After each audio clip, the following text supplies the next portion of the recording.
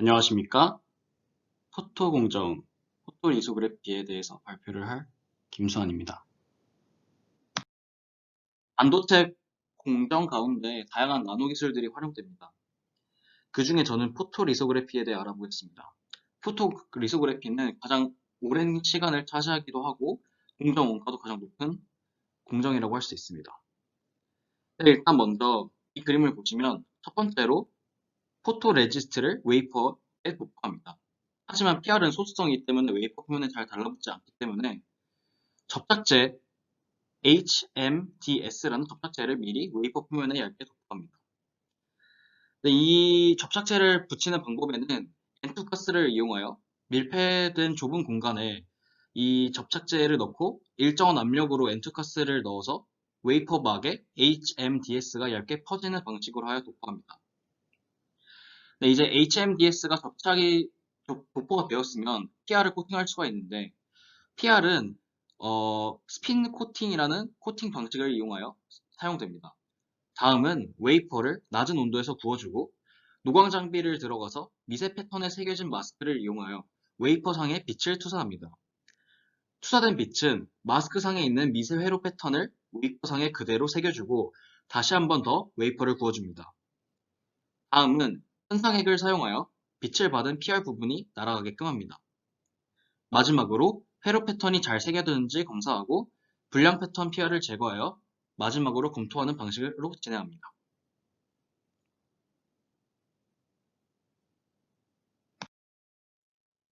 포토 리소그래피에 대해 설명 앞서서 PR에 대해서 먼저 설명드리겠습니다.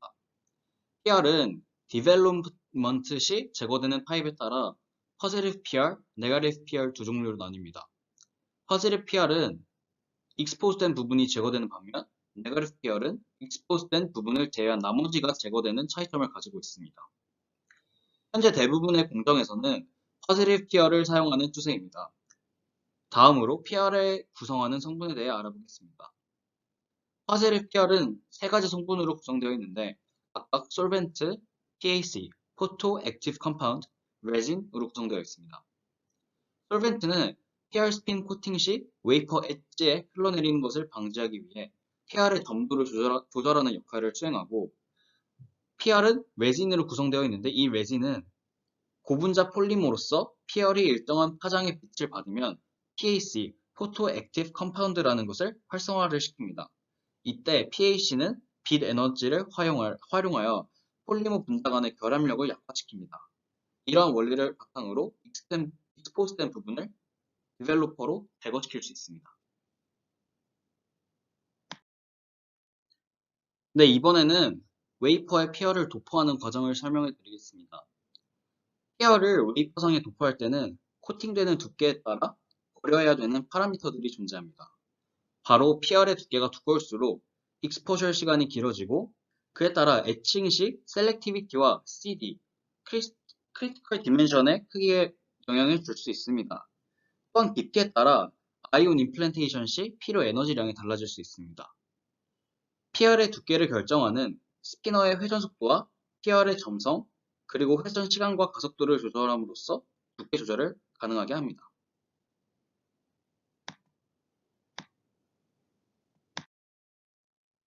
네, PR이 웨이퍼상에 일정한 두께로 도포되면 트랙 장비에서 약한 온도로 웨이퍼를 가열합니다. 이 과정을 소프트 베이크라고 하는데 왜 웨이퍼를 가열할까요? 그 이유는 PR에 남아있는 솔벤트로 인해 익스포셜 시 영향을 줄 수 있으므로 웨이퍼를 가열해줘서 솔벤트 성분을 증발시켜준다고 합니다. 근데 만약에 가열해주는 온도가 너무 높거나 너무 낮은 경우에 문제가 생기는데 첫 번째, 온도가 너무 낮은 경우 솔벤트가 완벽하게 증발되지 않아 디벨롭먼트가 깨끗하게 되지 않고 계열이 찢어지는 경우가 생깁니다. 두 번째, 온도가 높은 경우는 메가렛 계열의 경우에는 원치 않은 부분이 크로스 링킹이 발생될 수 있는데 크로스 링킹이란 가교 폴리머로 인해 그 고분자 용해성이 현저하게 낮아지고 기계적인 강도가 증가하는 현상을 말합니다. 그리고 퍼셀 계열의 경우 열에 의해서 pH가 분해되어 빛을 받지 않는 부분도 디벨롭먼트 시 제거가 될 수 있다고 합니다. 네, 다음은 소프트 베이크를 한 웨이퍼를 노광 장비로 이동시켜 미세회로 패턴을 새긴 마스크와 웨이퍼를 정렬시킨 후 빛을 투과하는 프로세스, 익스포저를 진행합니다. 이때 파장이 짧은 광원을 사용하면 사용할수록 미세 패턴을 웨이퍼상에 새기는 것이 유리한데 공정 단위가 낮아질수록 웨이퍼상에 만들 수 있는 칩의 개수가 늘어나서 더욱 좋은 반도체를 만들 수 있습니다. 그렇기 때문에 리소그래피에서는 짧은 광원을 활용하는 이 익스포저 단계의 발전을 중요시하게 여깁니다. 이에 따른 세 가지 최신 공정 방식으로 진화되는 익스포저의 방법을 볼 수 있는데 첫 번째로는 컨택, 두 번째로는 proximity, 세 번째로는 프로젝션이 있습니다. 일단 먼저 컨택은 미세회로 패턴을 새긴 마스크 레이어를 웨이퍼와 접촉을 시킨 상태에서 빛을 바로 투과하는 방식입니다. 그러므로 난이도가 가장 쉽고 노광 장비 또한 가격이 가장 저렴합니다. 하지만 마스크 레이어가 웨이퍼에 직접 맞닿기 때문에 마스크가 마모되는 문제가 생기고 PR이 손상될 위험이 있고 먼지 같은 게 웨이퍼상에 많아지는 문제점이 생깁니다. 그렇기 때문에 프록시미티라는 방법을 도입하였습니다. 하지만 이 방법 역시 단점이 많이 발생하였는데요. 투사한 빛이 마스크를 통과하면서 회절이 발생하게 되어 마스크 형상의 초점이 이상하게 되는 단점이 생겼습니다.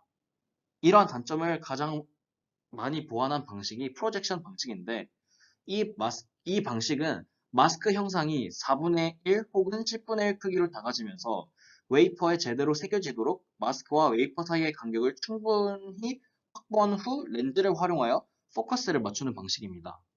따라서 간격이 멀어질수록 이때 회절 현상이 심화되어 포커스가 불안정해지는 것을 방지하기 위해 볼록 렌즈를 달아주어 빛을 한 번 더 모아준 후 웨이퍼 상에 투영하게 됩니다.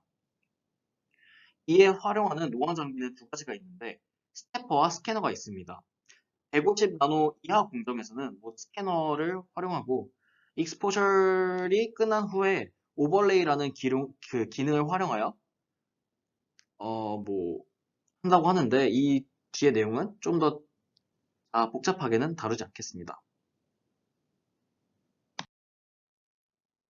익스포셜 프로세스가 끝난 웨이퍼는 다시 한번 트랙 장비로 들어가서 가열을 해줍니다.